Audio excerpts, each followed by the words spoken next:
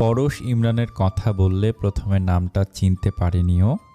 মাঝখানে অনেকগুলো দিন কেটে যাওয়ায় সত্যি সত্যিও ভুলে গিয়েছিল ইমরান নামটাকে। কিন্তু জীবনের সবচাইতে বড় সত্যিটা তো না চেনার অভিনয় করা যায় না, অন্তত নিজের কাছে তো একেবারেই না। সেদিন একের পর এক সব পুরনো স্মৃতিগুলো ফিরে এসে ওকে আঘাতে আঘাতে বিপর্যস্ত করে ফেলেছিল। সব ঝেড়ে পুছে আজ ও এখানে এসেছে। ইমরানকে চিনতে ওর একটু দেরি হলো না, কিন্তু এখানে এত বড় চমকের জন্য ও মোটেও প্রস্তুত ছিল না। হতভম্ব হয়ে দাঁড়িয়ে রইল। ইমরানের অবস্থাও তত বৈছ। প্রথম দিনের কাজ বুঝে নিয়ে বাড়ি ফেরার জন্য বেরিয়ে যাওয়ার প্রস্তুতি নিচ্ছিল। আজ ওর এমনিতেও তাড়া আছে। বাড়ি গিয়ে অনিকে পাবে বলে ওর মা অনিকে আনতেই পলাশডাঙ্গা গিয়েছে। সে দেখা কেমন হবে, কিভাবে কথা বলবে, অনি কি বলবে, ও অনিকে কি বলবে, 5 বছরের অনির অভিমান কতখানি জমেছে, সেই মান কিভাবে ভাঙাবে ভেবে রোমাঞ্চিত হয়েছে বারবার। এইভাবে এখানে অনিকে দেখে বিশ্বাস করতে পারল না। এত দিনের অপেক্ষার সব কিছু ওর কাছে স্বপ্নের মতো মনে হচ্ছে। এই অনি নিশ্চয়ই মানবী নয়, কল্পনা মনে হচ্ছে ওর। ও চেয়ার ছেড়ে উঠে এলো।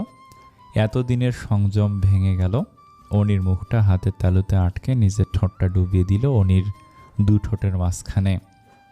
অনি হতচকিত হলে উপস্থিত বুদ্ধি হারালো না। এরকম পরিস্থিতি ওর জন্য নতুন না। বিনোদন দুনিয়ার বিভিন্ন পার্টিতে অযাচিত স্পর্শ পায়নি এমন কোনো মেয়েকে খুঁজে পাওয়া যাবে না। মদ্যপ কেউ কেউ হুট করে এসে জড়িয়ে ধরে, কেউ থাবড়ানো চুমুর লালায় মুখ ভরিয়ে দেয়, কেউ টেনে নিয়ে যেতে চায় আধার কোণায়। এইসব ভালো মতেই সামাল দিতে জানে উনি। পাটা বাঁকিয়ে এনে হাঁটু পর্যন্ত উঁচু করে সর্বশক্তি দিয়ে পেন্সিল হিলের ঘুঁতু দিল ইমরানের জুতোর উপর। ফরমাল শু দেবে গিয়ে ব্যথায় কুকিয়ে উঠল ইমরান। এক পায়ে কুকিয়ে কোনো রকমে টেবিলের এই পাশে রাখা নরম সোফাটায় বসে পড়ল। হঠাৎই কান গরম হয়ে উঠেছে, বেশ গরমও লাগছে। চিকন ঘামের স্রোত নেমে যাচ্ছে কপাল দিয়ে, বেশ ভালো রকমই লেগেছে। ব্যথায় চোখে অন্ধকার দেখছেও, কি হলো সেটা বুঝতে পারছে না। যতই অনির খেয়াল মাথা থেকে দূরে সরিয়ে রাখুক না কেন, কল্পনায় উনি অনেক রকম করে ওর কাছে এসেছে। এরকম আদর করাটাও নতুন না ইমরানের। স্বপ্ন বা কল্পনায় কি ব্যথার অনুভূতি হয়? ইমরান দ্বিধাগ্রস্ত হয়ে পড়ল। নিজের মানসিক স্থিতি সম্পর্কেও সন্দিহান হলো। হ্যালুসিনেশন হচ্ছে না তো? অনিকে পাওয়ার তীব্র আগ্রহ কল্পনায় রক্তমাংসের আরেকটা অনি তৈরি করে নিয়েছে কি? স্বপ্নের সে অনিকে স্পর্শ করলে কোনো অনুভূতি হয়নি কোনো দিন, কিন্তু আজকে তো উষ্ণতার সাথে সাথে অনির পেলবতাও কেস হয়ে গেছে। স্বপ্ন বা কল্পনা কি এতটা বাস্তব মনে হয়? হতচকিত আর বিভ্রান্ত ইমরান তাড়াতাড়ি বাড়ি যাওয়ার চিন্তা করল। অনিকে সামনাসামনি পেলেই শুধু এই ধাঁধা থেকে বেরোতে পারবে ও। বিস্মিত সামাদকে প্রায় ঠেলে নিয়ে জুতো জোড়া হাতে তুলে নিয়ে অনি দৌড়ে হাঁপাতে হাঁপাতে পরশের কাছে এসে ওর হাত ধরে টানল। ভাইয়া চলো এখান থেকে। একটুখানি সময় বিধ্বস্ত দেখাচ্ছে অনিকে। পরশ অবাক হয়ে জানতে চাইল, যাবে মানে? হয়ে গেছে তোর? হ্যাঁ চলো আগে। কন্ট্রাক্ট পেপার কই? পড়েছিস ভালো করে? ভাই আগে বেরো বলছি সব। অনির চোখ পড়তে পারল না পরশ, শুধু বুঝলো এত বড় কাজ পাওয়ার আনন্দটা মিলিয়ে গেছে। সমস্যা কি অনি? ওরা তোকে বাদ দিয়েছে? অনি কাঁদো কাঁদো হয়ে গেল। ভাইয়া চলো না, না হয় আমি একাই যাচ্ছি। কি হয়েছে সেটা তো বলবি আগে। ভাগ্যিস সেখানে উপস্থিত অন্যরা নিজেদের নিয়ে ব্যস্ত, নইলে ঠিক দেখে ফেলতো তীর তীর করে কাঁপছে অনি। ওর ঠোঁট ফুলছে। পরশ ওকে জোর করিয়ে বসালো। ঠান্ডা হাত দুটো নিজের মুঠোয় নিল, তারপর আদর করে জানতে চাইল, কি হয়েছে অনি? কেউ অসম্মান করেছে? অনির চোখ ভরা পানি, ভাষাহীন চোখ দুটো টলটল করছে, যে কোনো সময় ছাপিয়ে উঠবে। ঠোঁট কামড়ে ধরে ও শুধু বলল, ইমরান। ইমরান? অবাক হলো পরশ। এখানে? এর জন্য চলে যেতে চাইছিস তুই? কিন্তু কাজটা তো তুই নিজের যোগ্যতায় পেয়েছিস।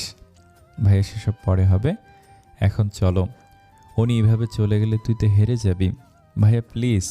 উনি প্রায় ছুটে অফিসটা থেকে বেরিয়ে গেল। পরশ পেছন পেছন ছুটল। ইমরানও প্রায় ছুটতে ছুটতে বাড়ি ফিরল। পারলে গাড়িটাকে উড়িয়েই নিয়ে আসতো, পারেনি, তাই যা একটু দেরি হয়েছে। সাইদা পলাশডাঙ্গা থেকে ফিরেছেন। আরও অনেক লোকে বাড়ি ভরে আছে। হাসি আর গল্পের আওয়াজ পাওয়া যাচ্ছে। বাসায় ঢুকেই বসার ঘরে অনির ছোট চাচা চাচিকে দেখল ইমরান। সাইদার সাথে বসে কথা বলছে। ইমরান একটু দ্বিধাগ্রস্ত হলো, মুখে সালাম বলবে নাকি পায়ে হাত দিয়ে সালাম করবে। বিয়ের পরপর কাউকেই হাতে পায়ে হাত দিয়ে সালাম করা হয়নি। এখনও বোকা বোকা লাগলো, তাই হাত কপালে উঠিয়ে বলল, আসসালামু আলাইকুম। ওয়ালাইকুম আসসালাম। ভদ্র মহিলা ভুরু কুঁচকে এত আস্তে করে সালামের উত্তর দিলেন যে কানে এসে পৌঁছালো না। ঠোঁট নাড়তে দেখে বুঝে নিল ইমরান। ও আর কথা না বাড়িয়ে নিজের ঘরের দিকে চলে গেল। ভিতরের উত্তেজনা চেপে রেখে ছোট ছোট পা ফেলে এগোলো। বুকের ভিতর ড্রাম বাজছে। অনি নিশ্চয়ই ঘরে আছে। অনিকে না পেয়ে যার পর নাই আশাহত হলো ইমরান। মেজাজও খারাপ হলো অনির ওপর। নিশ্চয়ই সেই দিনে বাচ্চা মেয়েটি নেই আর ও। এই সময়ের কর্তব্য জ্ঞানটুকু তো করা উচিত ছিল ওর। কল্পনার মতো করে কাছে নাই বা আসতো। ইমরানের নয়নের তৃষ্ণাটুকু না হয় মিটিয়ে দিয়ে যেত। চিন্তায় চিন্তায় এই বয়সে কি হার্ট ফেল হবে নাকি ওর? আচ্ছা, টেনশনে কি সত্যি হার্ট ফেল করে? ট্রামটা কি আসলে হার্ট ফেল নাকি অন্য কোনো কারণে হার্ট ফেল হয়? চিন্তা করলে পায়ে ব্যথা করে কি? ইমরানের হৃদয়ের যন্ত্রণা যেন পায়ে এসে ঠেকেছে। ব্যথা ক্রমশ বাড়ছে। ইমরান হাসল। কল্পনার ব্যথা বাস্তবে যন্ত্রণা দেয় তবে, মনে মনে ভাবল। দরজার আড়ালে উকিঝুঁকি দিতে থাকা মুখটা দেখে ইমরান ডাকল, এদিকে এসো। আমাকে চেনো তুমি? 8 বছরের ছেলেটা মাথাটা উপর নিচ করলো। আস্তে করে বলল, বড় মামা। কোন ক্লাসে পড়ো তুমি? কেজি 2। বাহ, পড়াশোনা করা অনেক ভালো। না, আমি পড়াশোনা করব না। কেন? মা বলেছে বেশি বেশি পড়লে আমি তোমার মতো হতে পারবো। কিন্তু তোমার মতো আমি হতে চাই না। আমার মতো? আমি কেমন? তুমি নানুকে কষ্ট দাও, নানুকে রেখে চলে গেছো। আমি কখনো আমার মাকে ছেড়ে যাব না। মাকে ছাড়া আমার ঘুমই হয় না। ঠিক, আমি খুব পচা। আমি তো ইরাজের জন্য চকলেট আনতেও ভুলে গিয়েছি। নো প্রবলেম, মামি আমাকে খুব অনেকগুলো চকলেট দিয়েছে। এগুলো শেষ হলে তুমি কিনে দিও। মামিকে? আরে তুমি এটাই জানো না, মামার বউই তো মামি হয়, মা বলেছে আমাকে। ইমরানের পালস রেট আরও বেড়ে গেল। উনি সবার সাথেই খাতির। চকলেটের লোভ দিয়ে বাচ্চাটাকেও হাত করা হয়ে গেছে। শুধু ওর সামনে আসছে না। নানু ভাই, মা ডেকেছে তোমাকে। বলতে বলতে ঘরে ঢুকলেন সাইদা। হাতে একটা গ্লাস ইমরানের দিকে এগিয়ে দিয়ে বললেন, বেলের শরবত। এত রাতে আর কি খাবি? পিঠা আনছিলাম, এখন খেলে তো খিদা মরে যাবে। শরবত খা, একটু পরে ভাত দিয়ে দেব। পলাশডাঙ্গা থেকে বেল আনছি, বেইদের গাছের বেল, খুব মিষ্টি। দুধ চিনি ছাড়াই শরবত বানিয়েছে বৌমা। খেয়ে দেখ, খুব মজা। একটানে শরবতটা খেয়ে নিল ইমরান। বেশ খেতে মুখ মুছে বলল, তোমার বৌমাকে তো দেখলাম না, আমার সামনে আসা বারণ নাকি? সাইদা হেসে ফেললেন, তুই তো পছন্দ করিস না, বিরক্ত হোস, এজন্যই তো আমি বারবার সাবধান করে দিয়েছি তোর সামনে যেন না আসে। ডাকছে এখনই, বলেই বাইরের দিকে মুখ করে ডাকলেন, বৌমা এদিকে এসো। ইমরানের চোখ আর হৃৎপিণ্ড দুটোই যেন দরজার চৌক কাঠে আটকে রইল। একটা হলদে কমলা শাড়ির আঁচলের প্রান্ত গোছরে এলো। ইমরান চোখ বন্ধ করে ফেলল সাথে সাথে। সাইদা বললেন, সালাম করো। পায়ে হাত দিয়ে সালাম করো। মেয়েলি হাতের স্পর্শ লাগলো পায়ে। ইমরান চোখ খুলতেই ওর পায়ের কাছে নিচু হয়ে বসা মেয়েটির মুখ তুলে তাকালো। বিস্ময় চোয়াল ঝুলিয়ে ইমরান আবিষ্কার করলো এটা অনি না, অনির বড় চাচার মেয়ে সীমা। অনির চাইতে বছর 2 বড়, যমজদের একজন। একে বিস্ময় চেপে রাখতে পারল না ইমরান। ও তো বৌমা, ইকরামের বউ। ইকরাম বিয়ে করেছে? আমাকে বলনি তো। বলেছি, তুই খেয়াল করিসনি, নইলে গুরুত্ব দিসনি। আর তুই ফোন করতি 3 মাসে 6 মাসে। ভালো আছো মা? আমি ভালো আছি, এইটুকু বলি শেষ। বেঁচে আছিস এইটুকু ভেবে সান্ত্বনা নিয়েছে আমি। অভিমানে চোখ ভিজে উঠল সাইদার। কথাগুলো মিথ্যে নয়, ইমরানের আসলে সময় ছিল না। কবে বিয়ে হলো? গত মাসে। ইকরাম পছন্দ করেছে, আর আমরা প্রস্তাব দিলে ওরাও রাজি হলো। কথাটা পুরোপুরি সত্যি নয়। ইমরান অনির সাথে যে ব্যবহার করেছে, তারপরে বাপের বাড়ি পলাশডাঙ্গা যা বন্ধ হয়ে গিয়েছিল সাইদার। বেলায়েত মুন্সিরা এলাকায় প্রভাবশালী। অনির জন্য তারা সাইদার ভাইদের সাথে একরকম মেলামেশা বন্ধ করে দেন। এতে করে ব্যবসায়িক দিক দিয়ে ক্ষতিগ্রস্ত যেমন হচ্ছিল, তেমনি গ্রাম্য সালিশ বিচারেও মাতব্বর বেলায়েত মুন্সি অকারণেই সাইদার বাপের বাড়ির লোকেদের নাজেহাল করছিলেন। সম্পর্ক পুনরুদ্ধার করতে এবারে সাইদা ইকরামকে টোপ হিসেবে ব্যবহার করেছেন। তবে বেলায়েত মুন্সি একেবারে ভুল করেননি। ইকরামকে বেশ ভালো রকম জিজ্ঞাসাবাদ করে বিয়েতে মত দিয়েছেন। ইকরাম আপত্তি করেনি। সীমাকে বেশ পছন্দ হয়েছে ওর। কথা ওঠায় সংকোচ ছেড়ে মরিয়া হলো ইমরান, আর উনি ইশারায় সীমাকে চলে যেতে বললেন সাইদা। তারপর ইমরানের প্রশ্নের উত্তর করলেন উনি। সে মেয়ে তো একেবারে উচ্ছিন্নে গেছে। বেশ হয়েছে, আমার শিক্ষা হয়েছে। অমর হস্তিনী মেয়ে মানুষ আমি কিভাবে পছন্দ করেছিলাম কে জানে। আমার আক্কেল হয়েছে বাপ। এবার তুই যাকে পছন্দ করে দিবি তাকেই নিয়ে আসবো আমি। নিয়ে আসবা মানে? বিয়ে করাবো তোকে। কেন? কেন আবার বিয়ে করবি না তুই? দেখ, এখনই বিয়ের কথা তুলতে চাইনি আমি। এত তাড়া নেই আমার তোকে বিয়ে দেওয়ার। তুই কথা তুললি তাই বললাম। তুই আবার এই কথা ধরে পালাস নে যেন। তুই না চাইলে আমি তোর বিয়ে ভুলে যাব। কিন্তু আমার বিয়ে কি করে হবে? সে কি কথা? অন্যদের বিয়ে যেভাবে হয়, যেভাবে ইকরামের বিয়ে হলো সে ঠিক আছে, কিন্তু আমি তো বিয়ে করেছি। সায়দা আটকে উঠলেন। বিয়ে করেছিস মানে? ওই দেশে? জাপানি নাকি বাংলাদেশি? দেশে আসবে নাকি ওই দেশেই থেকে যাবি? এই দেশে আসছে নাকি? মা, ও মা, আমি অনির কথা বলছি। অনি? শান্ত হলেন সাইদা। অনিরই দিয়ে কাজ কি? তালাক ফালাক দিয়ে গিয়েছিস? জেদ করেই হোক বা যাই হোক, তালাক তুই দিয়েছিস। ওর কথা ভেবে আর লাভ নেই। না মা, তালাক হয়নি। তালাক হয়নি? তার স্বরে চেঁচালেন সাইদা। তালাক হয়নি মানে কি? ওই মেয়ে নিজে বলল তুই রেজিস্ট্রি অফিসে গিয়ে তালাক দিয়েছিস। ওইটুকু মেয়ে বানিয়ে বানিয়ে এত বড় মিথ্যে বলল? মাথায় হাত দিয়ে বসলেন সাইদা। না মা, ভুল আমি করেছি। আমার ভুল হয়েছিল মা। তালাক দিতে চেয়েছিলাম কিন্তু তালাক হয়নি। আমি কাগজটা ফিরিয়ে এনে ছিঁড়ে ফেলেছিলাম। উনি এখন আমার স্ত্রী। ওকে নিয়ে এসো মা। সাইদা সব বুঝলেন, কিন্তু বিস্ময়ের রেশ কাটল না। বিড়বিড় করে বললেন, কি করে আনবো ওকে? ও তো নাগালের বাইরে এখন। ও এখন নায়িকা। কোন নায়কের সাথে প্রেম আছে সবাই বলে। দিন কয়েকের ভেতর বিয়েও নাকি হবে। আরও কত কথা। ওই মেয়ের বদনাম হয়ে গেছে বাপ। কারো ঘরে তোলার মতো নেই আর। বিয়ে কিভাবে হবে? ওর সাথে আমার তালাক তো হয়নি। মা, কি পাগলের মতো কথা বলছো? কিন্তু উনি তো আমাকে বলেছে তালাক হয়েছে। সে তো আমি ওকে বলিনি যে তালাকের কাগজ ফিরিয়ে এনেছি। এই 5টা বছরে বললি না? আমার ভুল হয়েছে মা, আমি বুঝতে পারিনি। আমি বুঝেছি। আর তুই পরিষ্কার করে বোঝে নে, ওই মেয়ে আমি এর ঘরে তুলব না। ও একেবারে বকে গিয়েছে। অলক্ষী একটা। যা, আমাকে বললি এখনই ভুলে যাবি। পেটের ভিতর দাফন করে দিবি। এসব কথা আর কেউ যেন না শোনে। সবাই যেমন জানে তালাক হয়ে গিয়েছে, এখনও তাই জানবে।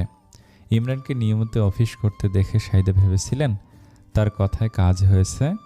অনির ভূত, তার ভূত নিয়ে ইমরানের মাথা থেকে নেমে গেছে, নিশ্চিন্ত হয়েছিলেন তিনি। অনিকে নিতে তার কোনো আপত্তি ছিল না, আপত্তি থাকতো না। ইমরান জাপান চলে যাওয়ার পরে ডিভোর্সের গল্প শুনেও তিনি নিজেই উপযাচক হয়ে অনির মা সুমনার কাছে যোগাযোগ রক্ষা করেছিলেন। ইমরান দেশে ফিরলে তিনি ওকে বুঝিয়ে শুনিয়ে আবার অনিকে ঘরে নেবেন, এমনই ভেবেছিলেন প্রথম প্রথম। পরে আস্তে আস্তে এদিক সেদিক দিয়ে শুনলেন তালাক হলে 3 মাসের ভেতর ফয়সালা না হলে একই স্ত্রীকে পুনরায় বিয়ে করা যায় না। তবে ইসলামী আইন আর রাষ্ট্রীয় আইনের মাঝে কিছু ফাঁকা জায়গাও আছে, সেখানে কিছু যায় কি না সেসব খোঁজেও আগ্রহী ছিলেন। অনি সাইদার পছন্দের বউ ছিল। জটিলতা ঘোট পাকালেও অনিকে নিয়ে ভাবনার ঘনঘাটা ছিল। তখন অনির পা হরকানোর সংবাদে দিশেহারা বোধ করেছিলেন। প্রথমে শুনলেন নাটকে নামার কথা, তারপর একে একে এই নায়ক ওই পরিচালকের সাথে অনিকে জড়িয়ে নানা রকম মুখরোচক গালগল্প কানে আসতে লাগলো। কেউ কেউ তো এক কাঠি বেড়ে ছবি তুলে তুলে ইকরামের মোবাইলে পাঠাতে লাগলো। সেসব ছবি দেখে প্রথমে স্তম্ভিত হয়ে পড়েছিলেন সাইদা। পরে ধীরে ধীরে স্থিরতা ফিরে পান। ইমরানি যখন অস্বীকার করেছে এটাই নিয়তি ভেবে তিনি অনিকে নিয়ে ভাবনা চিন্তা মুছে ফেলেছেন।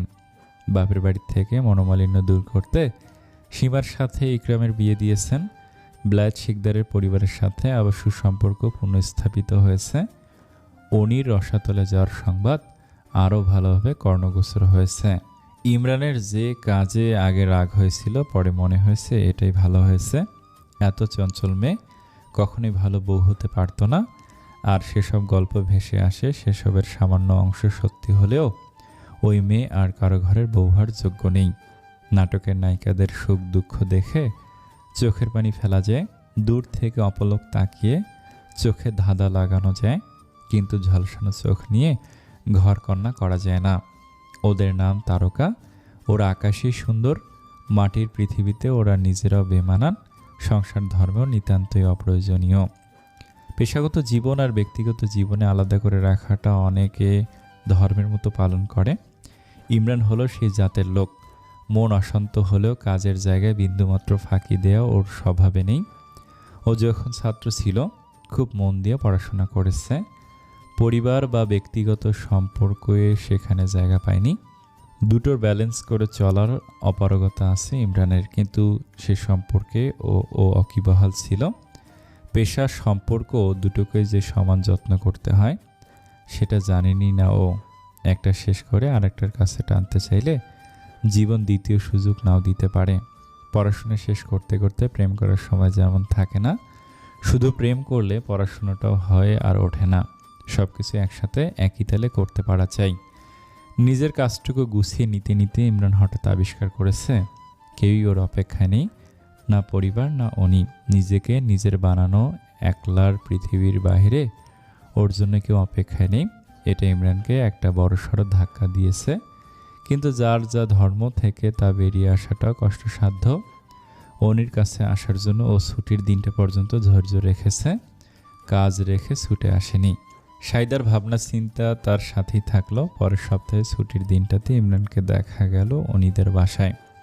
অফিসে যেসব ডকুমেন্টস ছিল অনির, সেগুলোতে এই বাসার ঠিকানাই বর্তমান ঠিকানা হিসেবে লেখা ছিল। যদিও ইকরামের কাছ থেকে খুব সহজেই নেওয়া যেত, কিন্তু ভাইয়ের সাথেও তো সম্পর্কটা স্বাভাবিক নয় ওর। ফোন নম্বরও দেওয়া ছিল অনির নির্দিষ্ট কাগজগুলোতে। ইমরানের সাহস হয়নি সেই নম্বরে ডায়াল করার। সরাসরি দেখা করে মুখোমুখি ডিল করাটাই বেস্ট অপশন মনে হয়েছে মার্কেটিং টপার ইমরানের কাছে। অনির মা সুমনা ইমরানকে দেখে অবাক হয়েছেন। তিনি জানতেন ইমরান দেশে এসেছে, কিন্তু সে যে এই বাসায় অনির খোঁজে আসবে সেটা ওনার ভাবনার বাইরে। আর ইমরান কথাও তেমন বলছে না, শুধু অনিকে ডেকে দিতে বলছে। অনি আজ 4 বছর বাইরে একা থাকে, বাসায় আসে না। এই কথাটা কিভাবে ইমরানকে বলবেন ভেবে পাচ্ছেন না। যা হোক, মন নরম হয়েছিল অনির প্রতি। আজ আবার ওকে গালমন্দ করতে ইচ্ছে করছে। উত্তেজনায় পরশকে ফোন করে ফেলেছেন। কাজটা ঠিক হয়নি, পরশ কেমন ব্যবহার করবে ইমরানের সাথে কে জানে। সুমনার বড় ভাসুর বিলাত শিকদারকে ফোন করাটা সঠিক হতো। তার বুদ্ধি আর বিবেচনার ওপর সুমনার অগাধ আস্থা। তিনিও পরিবারের যে কোনো সিদ্ধান্তে সুমনাকে গুরুত্ব দেন। সীমার সাথে ইকরামের বিয়েতে বিলাত শিকদারের আপত্তি ছিল।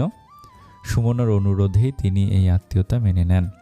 সুমনার ধারণা ছিল এতে করে দুই পরিবারের সম্পর্কের উন্নতি হলে অনির ভবিষ্যতে ইমরানকে মিলিয়ে দেয়া যাবে। মনে মনে আল্লাহর প্রতি কৃতজ্ঞতা প্রকাশ করলেন তিনি। এই কবছর ধরে নামাজের পাটিতে বসে আর তো কিছুই চাননি তিনি অনির গতি ছাড়া। ইমরানের কোলের ওপর নিজের ল্যাপটপ, কাজ করার সময় অসময় নেই ওর। তবে এখন কাজ করছে না। অফিস থেকে অনির ছবিগুলো নিজের ল্যাপটপ মোবাইলে ট্রান্সফার করে নিয়ে এসেছে। সেগুলোই দেখছে ও। এখন এটাই ওর কাজ। আর যে কাজটাই ও করে খুব মন দিয়ে করে। এখন ওর একমাত্র কাজ, একমাত্র লক্ষ্য অনি। লক্ষ্য ভেদে ইমরান অর্জুনের মতো।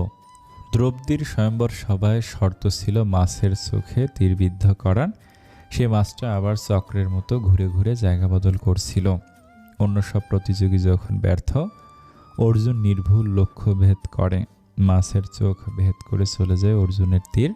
অর্জুনের অস্ত্র শিক্ষক দ্রোণাচার্য তাকে শিখিয়েছিলেন যে কোনো লক্ষ্য ভেদ করতে চাইলে দৃষ্টি পুরোপুরি লক্ষ্যতে স্থির থাকতে হয়। মাছের চোখ ভেদ করতে চাইলে দৃষ্টি আশেপাশের কোথাও থাকলে চলবে না। মাছের স্থান বদল কিংবা সভার হর্ষধ্বনি কোথাও মনোযোগ দেওয়া যাবে না। আজকের ইমরান যেন সেদিনের সে অর্জুন। আজ যখন পড়াশোনা করেছে মন দিয়ে, শুধু তাই করে গেছে। আজ যখন অনিকে পেতে চাইছে, সমগ্র চিন্তা চেতনা দিয়ে অনিকেই চাইছে। কিন্তু সময়ও থেমে নেই ইমরানের শুভবোধ জাগ্রত হওয়ার অপেক্ষায়। উনিও এগিয়ে গিয়েছে অনেকখানি। অন্তত অনির এই ছবিগুলো সেই কথাই বলছে। এই অনি ওর চেনা নয়, অন্যরকম, নতুন, একেবারে অচেনা রকম নতুন। সেই বুনো সরলতা নেই, টানা সিথি পাঠি অদৃশ্য গেয় কায়দায় সিথি ঢেকে রাখার সেই ঘোমটাটাও নেই। তার জায়গা দখল করে নিয়েছে অফ শোল্ডার টপস কিংবা শরীর দৃশ্যমান শিফন শাড়ি, সাদা শার্টের সাথে মাথায় চড়ানো কাউবয় হ্যাট আর নগ্ন উরুতে সাহসী পোজ, সাথে চড়া লাল লিপস্টিকের রাঙানো ঠোঁটের এক কোণা দাঁতে চেপে আবেদনময়ী ভঙ্গিমা, সাজানো চোখে খুন হওয়ার দশা ইমরানের। একটা ছবি থেকে যেন চোখেই নড়ছে না ইমরানের। কালো লেদার প্যান্টের ওপর স্লিভলেস ট্যাঙ্ক টপ, লেদার জ্যাকেটটা অবহেলায় কাঁধের দুপাশ দিয়ে ফেলে রাখা, ইটের দেয়ালে হেলান দিয়ে আনমনা দৃষ্টি ঢেকে কালো গগলস চোখে, সে চড়া লাল লিপস্টিক। লাল রংটা কি খুব বেশি অ্যাট্রাকটিভ নাকি অনেকেই এত বেশি আকর্ষণীয় লাগছে জানে না ইমরান। ও শুধু ক্ষণে ক্ষণে রোমাঞ্চিত হচ্ছে। সেদিনের অনি কল্পনা ছিল না, সেদিনের স্পর্শটুকু মিথ্যে ছিল না, সেই চুমুটাও সত্যি ছিল। ভাবতে গুজবাম এসে যাচ্ছে বারবার। পায়ের ব্যথাটা বেড়েছে, টাটানো ব্যথা একবার জানান দিয়ে উঠতেই একা একা হেসে ফেলল ইমরান। অনির সাথে দেখা হওয়ার আগের অপেক্ষাটা লম্বা হলেও ওর ভালো লাগছে। এই অপেক্ষাটাও আনন্দময় হয়ে উঠেছে। অনির হয়তো অভিমান, রাগ সব পাহাড় সমান হয়ে জমে আছে। এই নতুন অনিকে ওর অর্জন করে নিতে হবে। খুব সহজ হবে না, কিন্তু সব কিছু করার জন্যই ইমরান প্রস্তুত। অনি যা চাইবে, যেভাবে চাইবে সেভাবেই হবে সব। ইমরানের অপরাধের বোঝা যে একেবারে কম নয়, বেড়ে বেড়ে কোন আকাশে ঠেকেছে খুব ভালো করে টের পাচ্ছে ও। তবু অনির ক্ষমা আদায় করে নেবে ও, জয় করে নেবে ওকে। কলবেল বাজতেই ইমরান তড়াক করে উঠল। খুব গুছিয়ে এখানে এসেছে ও। কি বলতে হবে, কি করতে হবে, কিভাবে লাইন বাই লাইন অ্যাপ্রোচ করতে হবে, সব কিছু নোট করে মুখস্থ করে করে অনেকবার রিহার্সেল করা হয়েছে। টেবিলে ঠান্ডা পানির গ্লাস রেখে গিয়েছিল অনির মা। সেই গ্লাসে একটা চুমুক দিয়ে শুকনো গলাটা ভিজিয়ে নিয়ে প্রস্তুত হয়ে নিল। আসুক এবার অনি। যুদ্ধযাত্রায় দামাদল বাজতে থাকলো ইমরানের কানের কাছে। না, অনি না, আবারও ভুল হলো। অনি আসেনি। পুরুষ কণ্ঠ শুনতে পেল ইমরান। বেশ রাগী চিৎকার। কোথায়? অনির মা চাপা কণ্ঠে কি উত্তর দিলেন ইমরান শুনতে পেল না। পুরুষ কণ্ঠের চিৎকার আবার উঁচুতে উঠল। ও কেন এসেছে এখানে? আহ পরশ, আস্তে, শুনতে পাবে। সে শুনুক, কেন এসেছে। কিছু বলেনি। অনি কোথায় সেটা জানতে চেয়েছে শুধু। মানে এতদিন পরে অনির খোঁজ কেন? পরশ, বাবা আমার, মাথা গরম করো না, শান্ত হয়ে শোনো কি বলতে চায়। রাখো তোমার মাথা গরম। ঝড়ের মধ্যে এসে পরশ ঢুকলো। আর কোনো কথার ধার না ধরে সোজা সাপটা ইমরানের ওপর চড়াও হলো। প্রথমে কলার ধরে টেনে ওঠালো, তারপর চর কষলো গোটা দশেক। এরপরে এলো পাথারি ঘুষি। সুমনা পরশকে জাপটে ধরে সরাতে চাইলেন, কিন্তু পরশের গায়ে অসুরের শক্তি আজ।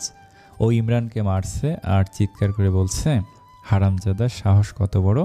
অনির জীবন শেষ করে ওর হয়নি, ও এখন মাটি চাপা দেওয়ার কাজটাও করতে এসেছে। আমি পণ করেছিলাম, খুন ওকে আমি করবই। আজকে তোর শেষ দিন। নিজে বাড়ি বয়ে এসেছিস মরতে। বলে না পিপিলিকার পাখা গজায় মরিবার তরে, তোরও পাখা গজিয়েছে, তাই উড়ে উড়ে মরতে এসেছিস। অলি এতক্ষণ সামনে আসেনি ইমরানের। অনিকে গরম খবর দিচ্ছিল ফোনে। চিৎকার শুনে দৌড়ে এসে দেখে ইমরান মেঝেতে তাকে সমানে লাথি মারছে পরশ। সুমনা ওকে দুই হাতে জড়িয়ে ধরেও থামাতে পারছে না। অলিও এসে পরশকে টেনে সরিয়ে নিতে হাত লাগালো। এই স্যার, আমাকে, আজকে ওকে মেরেই ফেলবো। পরশের টকটকে লাল চোখ দুটো ছিঁড়ে বেরিয়ে আসার চাইছে। বাপ থাম, মরে যাবে ছেলেটা। আমার ভুল হয়েছে, আমি ওকে সরিয়ে দিচ্ছি। থাম পরশ, আর মারিস না। অলিও বোঝাতে চাইল, সি ভাইয়া, পাগল হয়ে গেলে? এমন ব্যবহার করে কোনো ভদ্র মানুষ? পরশ খেপে গেল। এই ভদ্রতা আমাকে শেখাস? আমি ওকে মেরে ফেলবো, মেরে ফেলে তারপর থামবো। সুমনা আবার কাঁদলেন। পরশ বাপ, ছেড়ে দেও, চলে যাবে। কোথায় যাবে? এতদিন মনে মনে এই দিনটাই চেয়েছি আমি। আজ ওকে আমি মেরে জেলে যাব। অলি আর ওর মা মিলে বহু টানা হেঁচড়া করে পরশকে সরিয়ে এনে সোফায় বসিয়ে দিল। সহজে সরতে পারত না। পরশ নিজে ক্লান্ত হয়ে গেছে, বসে বসে হাঁপাতে থাকলো। ফুঁসতে ফুঁসতে কেঁদেই ফেলল অনির নাম নিয়ে। অনির জীবনের সবটুকু অন্ধকার ও নিজে প্রত্যক্ষ করেছে, যার জন্য দায়ী একমাত্র ইমরান। ওর দেশে আসার খবরেই ফুঁসতে শুরু করেছিল পরশ। আজ নিজের ঘরে বাগে পেয়ে সেই সমস্ত রাগ অগ্নিস্রোতে বেরিয়ে আসতে চাইছে। অনির এক একটা পতন, এক একটা ভুল একটু একটু করে অমানিসায় ঢেকে যাওয়া সব চোখের সামনে ভেসে আসছে। সুমনা ইমরানকে মেঝে থেকে তুলে দিলেন। ইমরানের ঠোঁট কেটে গেছে, মাথাও লেগেছে, মাথা চোখ ফুলে গেছে, শার্ট ছিঁড়ে রক্তারক্তি, নাক থেকে রক্ত পড়ছে। ভেঙে টেঙে গেছে কিনা কে জানে। যাও বাবা, বাড়ি যাও, একটা ডাক্তার দেখিয়ে যাও। ইমরান কিছু বলল না, নাক টানতে থাকলো। শার্টের হাতায় নাক থেকে গড়িয়ে পড়া রক্ত মুছে নিল। সুমনা একটু শঙ্কিত হলেন। সাইদা কি করবে ইমরানের অবস্থা দেখে, সেটা ভেবে। সে এখন সীমার শাশুড়ি, এসবের আঁচ সীমার জীবনও তো লাগবে। আবার থানা পুলিশ না হয়। চারিদিকে তাকিয়ে নিজের ছেলেমেয়েদের অবস্থা দেখে আতঙ্কিত হলেন তিনি। ভুলটা তার নিজের লালন পালনের নাকি ভাগ্যের বুঝে উঠলেন না। ইমরানের অবস্থা দেখে সাইদা কেঁদে ফেললেন। নাকের ওপর ব্যান্ড এইড লাগানো, কপাল ফাটা, শার্টে রক্তের দাগ, চোখ ফুলে কালশিটে হয়ে আছে, হাতে পায়ে আরও কয়েকটা ব্যান্ড এইড, ঠোঁট ফুলে আছে। মাকে কাঁদতে দেখে ইমরান সান্ত্বনা দেওয়ার চেষ্টা করলো। ছোট একটা অ্যাক্সিডেন্ট মা, কান্নাকাটির কিছু হয়নি। হ্যাঁ, ছোট একটা অ্যাক্সিডেন্ট, খুন করেনি, এটাই বড় ব্যাপার, তীক্ষ্ণ স্বরে বললেন সাইদা। মানে? অনির্মা ফোন করেছিল, তুই ওখানে গিয়েছিলি, তারপর যা যা হয়েছে সব বলেছে। এগুলো দরকার ছিল না ইমরান। দরকার ছিল মা, দরকার আছে না নেই, তুই আর কখনো ওখানে যাবি না। কিন্তু উনি আমার ওয়াইফ মা, সেসব চুকে বুকে গেছে, শেষ। কিছু শেষ না মা, তার মানে তুই আবার যাবি ওখানে? এই এত মার খেয়েও? মা, উনির সাথে আমার কথা বলতে হবে। কোনো কথা নেই, এতদিন যখন প্রয়োজন মনে করিসনি, এখনও মনে কোনো ওর প্রয়োজন নেই। প্রয়োজন আছে মা, আমার প্রয়োজন আছে। চিরকাল তুই উল্টো কথা বলে গেলি মা। আমি তোর যখন যেটা করেছি শুধুমাত্র তোর ভালোটা দেখে গিয়েছি, শুধু তোর ভালোর চিন্তা করেছি, কিন্তু তুই কোনোদিন আমাদেরকে বিশ্বাস করিসনি। যেটা তোর ভালো লেগেছে, তোর ইচ্ছে করেছে, তুই সেটাই করেছিস। আমি অন্ধ মা, ছেলের স্নেহের কাছে কিছু দেখিনি। অনিকে আমি পছন্দ করেছিলাম বলেই তুই ফেলে দিয়ে গিয়েছিস। তোর নিজের পছন্দ হলে তুই এমন করতে পারতি না। তুই বল, আজ এতদিন পরে এসে তুই বলবি অনি তোর বউ, আর ওরা তোকে মেনে নেবে? সেদিনও আমি তোর মুখের দিকে তাকিয়েই বলেছিলাম সব ভুলে যা। আজও বলছি, গত 5 বছরের মতো করে সব ভুলে থাক। ব্যথায় কুকিয়ে উঠল ইমরান। সাইদার চোখ জলে ভরে এলো। ইস, কি মার মেরেছে আমার ছেলেটাকে। মাথার ওপর বাবা নেই, ছেলে মেয়েগুলো সব উচ্ছিন্নে গেছে। একটা নটি হইছে আর একটা ডাকাত। ইচ্ছে করে খারাপ শব্দটা উচ্চারণ করলেন সাইদা। কিন্তু ইমরানের শরীরের ব্যথার চাইতে বেশি বাজলো শব্দটা। ও খুব শক্ত করে বলল, শোনো মা, অনির সাথে আমার সম্পর্ক এখন আইনসম্মত, সেটা ভেঙে যায়নি। আমি সব রকম চেষ্টা করব আমার ভুলগুলো কারেকশন করে নিতে। মানে? ওই মেয়েকেই তোর লাগবে? ওকেই তুই চাস? এত কিছুর পরেও? চাওয়া বা না চাওয়ার কিছু নেই মা।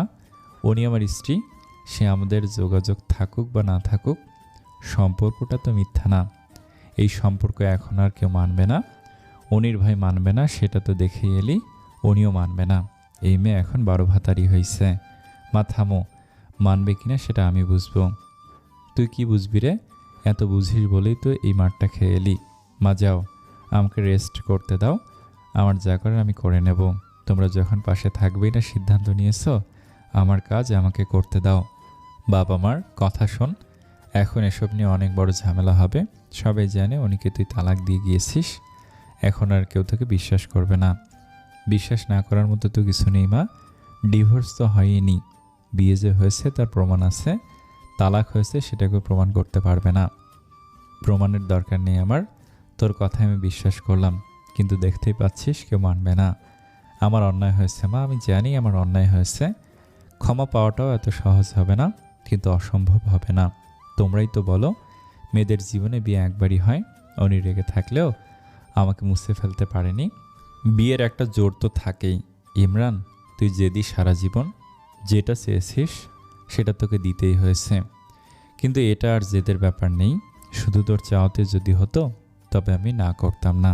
এখানে অনির চাওয়া আছে, আর আমি যতটুকু শুনেছি নাটকের এক নায়ক আবরার, বড় নায়ক সে, তার সাথে অনির লাইন আছে, তাকেই মনে হয় বিয়ে করবে। সেটা তো অসম্ভব মা, অনি অন্য কাউকে বিয়ে করতে পারবে না, আমরা এখনও মেরিড। তোকে কি বলছি সেটা বোঝ, উনি অন্য কাউকে পছন্দ করে, আমাকে ওর সাথে কথা বলতে হবে মা। এসব সব সে ভুলে যাবে, অল্প বয়স তো কাউকে ভালো লাগতেই পারে, কিন্তু ও যখন জানবে আমাদের ডিভোর্স হয়নি তখন নিশ্চয়ই আর কারোর সাথে সম্পর্ক রাখবে না। পড়াশোনা করতে করতে কত ছেলেপেলে পাগল হয়ে গেছে, আগে শুনেছি শুধু, আজ দেখলাম নিজের ছেলেকে দেখছি। তুই কি সোজা কথা বুঝতে পারছিস না? বুঝেছি মা, কি বোঝাতে চাইছো আমি বুঝেছি। তুমি বলতে চাইছো উনি ফিরবে না, তো তুমি এই সোজা কথাটা বুঝে নাও, ও ফিরবে। আমি বলছি ও ফিরবে, ও ফিরলে আমি ওকে মেনে নেব। এই কথাটা তোকে কে বললো? কিসব ছবি বেরোয় দেখেছিস? আব্রু পর্দার বালাই নেই, বেলাস বেহায়া ছেলেমেয়ে, আর যেসব নাটক করে আস্তাক ফিরুল্লাহ, এত এত পুরুষের সাথে এত ঢলাঢলি, আল্লাহ মাফ করুক, ওই মেয়ে আমি আর ঘরে তুলছি না। ইমরান হেসে ফেলল।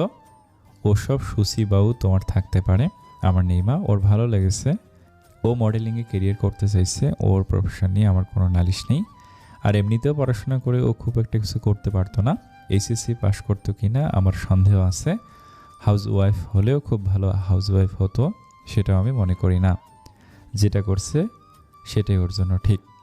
ওই হাজার লোকে ঘাটা জিনিস তো লাগবেই। মাথায় হাত দিলেন, সাইদার ছেলের চিন্তাভাবনায় বিড়বিড় করতে করতে নিজের ঘরের দিকে চলে গেলেন। ইমরান হাসল শুধু। অনির শরীরে সুচিতা আছে কিনা ও জানে না, তবে মনে অন্য কারো জায়গা হয়নি এটাও জানে। ইমরানের মনে তো অন্য কেউ নেই অনি ছাড়া, অনির মনে কি করে কেউ থাকবে? এই সহজ কথাটা কেউ কেন বুঝছে না? ইমরান অনিকে ফোন করাটাই ঠিক মনে করলো। চট করে মোবাইল বের করে অফিস থেকে আনা নম্বরটাতে ডায়াল করলো। রিং হলো, অনি ধরলো না। প্রচণ্ড উত্তেজনা নিয়ে ইমরান আবার কল করলো। এবারে অনি রিসিভ করলো, সুন্দর করে বলল, হ্যালো, আসসালামু আলাইকুম, অনামিকে বলছি। ইমরানের শ্বাসরোধ হতে আসলো, গলা থেকে শব্দ বেরোবে কিনা সন্দেহ করে বেশ জোরে বলল, অনি আমি ইমরান, একটু কথা ছিল। এরপর সব চুপ।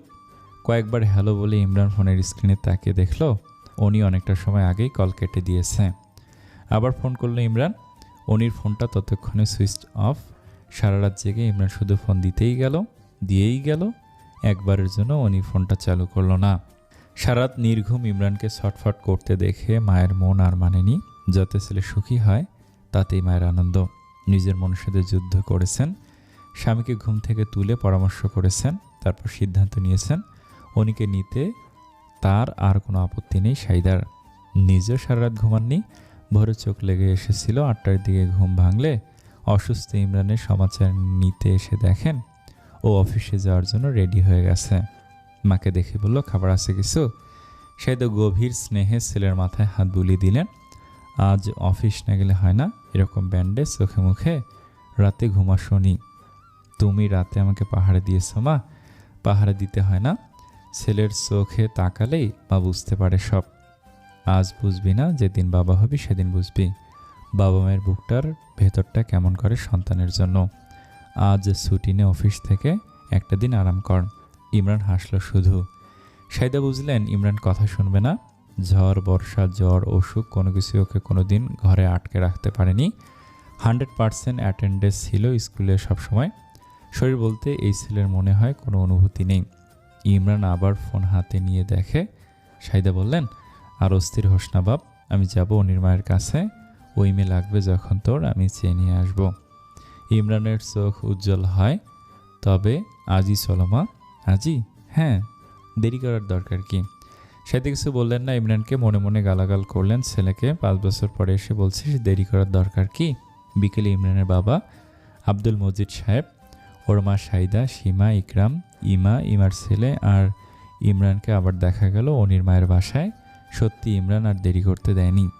এইভাবে এত আনন্দের উপলক্ষ পাবেন এটা অনির মা সুমনা ভাবতেই পারেননি। আগের দিনের গণ্ডগোলের পর থেকে শুধু আল্লাহকে ডেকে গেছেন এক মনে যেন থানা পুলিশ না হয় আর সীমার জীবনে এই ঘটনার প্রভাব কোনো সংকট না আসে। ভাসুর বিলাত শিকদারকে ঘটনা জানালে তিনি দুশ্চিন্তায় পড়ে গিয়েছিলেন। সকালে সীমা ফোন করেছিল।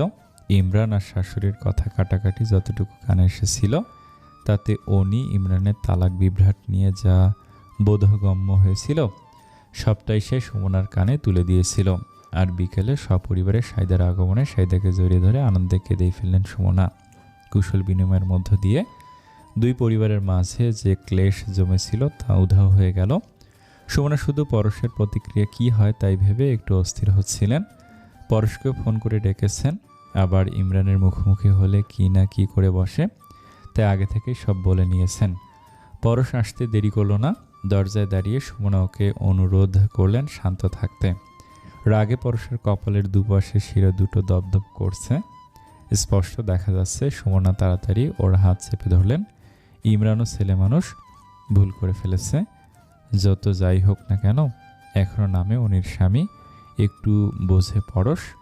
তোমার বড় চাচা এই কথা বলে দিয়েছেন, কোনো বেয়াদবি করবা না। শোনো ওদের কথা, শুনতে তো দোষ নেই। তারপর ওরা চলে গেলে আমরা পরিবারের সবাই মিলে যা সিদ্ধান্ত নেব। বাড়ি বয়ে আসা মেহমানদের সাথে কোনো অভদ্রতা করবা না, কোনোভাবে অপমানিত যেন তারা না হয়। উনি না হোক, সীমাও তোমার আরেকটা বোন, তার শ্বশুরবাড়ির লোক ভেবে একটু মাথাটা ঠান্ডা করো। মায়ের অনুরোধটুকু রাখো। পরশ নিজেকে শান্ত করার চেষ্টা করে ঘরে ঢুকে সবার উদ্দেশ্যে সালাম দিয়ে ইকরামের সাথে হাত মেলালো। 5 সিটের এক সেট সোফা ওদের ঘরে, সেগুলোতে আগেই সবাই বসে পড়েছে। একটা সিঙ্গেল বেড পাতা আছে ঘরটাতে। পরশ ঘুমায় ওখানে। ইকরাম, ইমা আর ইমার ছেলে সেখানে বসেছে। অলির পড়ার ঘর থেকে একটা চেয়ার টেনে এনে ইমরানের ঠিক মুখোমুখি বসলো পরশ। তারপর বলল, কি অবস্থা?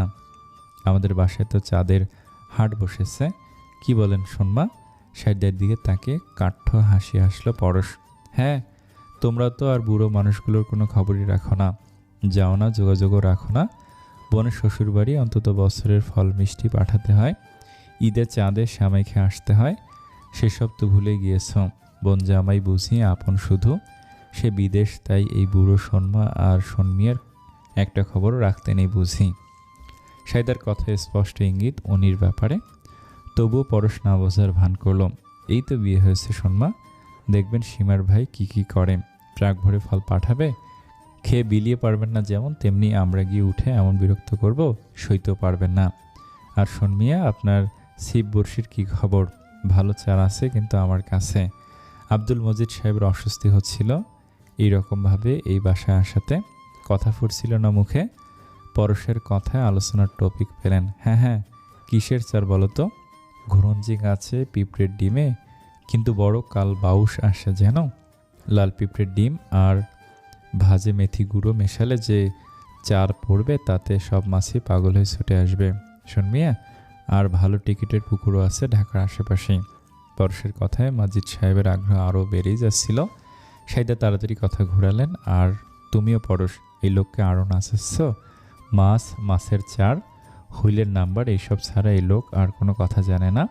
না, আমি আর রোদে ছিপ বইতে দেব না। পরশ হাসলো। তাহলে শোনমিয়া, আমাদের পলাশডাঙ্গা চলেন একদিন। শিশু গাছের নিচে আমাদের ঘাটলা ছায়া আছে, মাছ কম হলেও নেই মামার চাইতে কানা মামাই তো ভালো, তাই না? ঠিক, জোরে ঘর কাঁপিয়ে হাসলেন মাজিদ সাহেব। সাইদা মাঝখানে কথা কাটলেন। তা সুমনা আপা, আসল কথাই তো বলা হচ্ছে না। সুমনা একটু ব্যস্ত ছিলেন খাবার পরিবেশনে। বাড়ি থেকে বিভিন্ন নাস্তা আনিয়েছেন, অলি গিয়ে নিয়ে এসেছে। এরা হুট করে আশায় ঘরে কিছু করে উঠতে পারেননি। সাইদার কথার উত্তরে তাড়াতাড়ি করে বললেন, হ্যাঁ আপা বলেন। ঘরের সবার দিকে তাকিয়ে একটা টান উত্তেজনা নিয়ে তৈরি করলেন সাইদা। দুবার গলা পরিষ্কার করে নিয়ে বললেন, আমাদের তো কথাই ছিল ইমরান ফিরে আসলে আমরা অনেকে উঠিয়ে নেব, তাই চলে এলাম। ভাবলাম একসাথে বসে দিন তারিখ ঠিক করি, একটা বড়সড় আয়োজন, রিসেপশনটা করে ফেলি। ইকরাম আর সীমার রিসেপশনও তো হয়নি, একসাথে দুটো অনুষ্ঠান করে সেরে ফেলা গেলে ঝামেলা শেষ। আমি ঝাড়া হাত পা হয়ে যাই। হেসে কথা শেষ করলেন সাইদা। কোন দুটো অনুষ্ঠান? আমি বুঝিনি ঠিক। সুমনা কিছু বলার আগেই পরশ প্রশ্ন করলেন। সাইদা পরশের উপস্থিতিতে সংকুচিত হচ্ছিলেন। ওর কথায় আরও মিয়ে গেলেন। সীমার ইকরামের রিসেপশন করলাম আর অনিকেও তুলে নিলাম। আপনার মাথা ঠিক আছে? অনির রিসেপশন কিভাবে সম্ভব? অনির তো বিয়ে হয়ে গেছে, আমরা ওকে আবার বিয়ে দিয়ে দিয়েছি, একটা বাচ্চাও আছে ওর। অবাক হওয়ার ভঙ্গি করলো পরশ। ঘরের সবাই একজন আরেকজনের মুখ চাওয়াচাওয়ি করতে থাকলো। শুনশান নীরবতা ঘর জুড়ে। সুমনা ব্যস্ত হয়ে বললেন, কি বলিস এইসব পরশ? বাজে কথা। আজব কথাই ছেলেটার মাথায় ঘোরে। ঘাড় উঁচিয়ে মায়ের দিকে তাকালো পরশ। বলল, কোনটা আজব কথা মা? তারপর ইমরানের দিকে ঝুঁকে বলল, 5 বছর তো কম সময় না। এই সময় তালাক হয়ে যাওয়া, উনির আবার বিয়ে হওয়াটা কি আজব কথা নাকি? একটা বাচ্চা থাকাটা তো খুব স্বাভাবিক, তাই না ইমরান সাহেব? কি বলেন আপনি?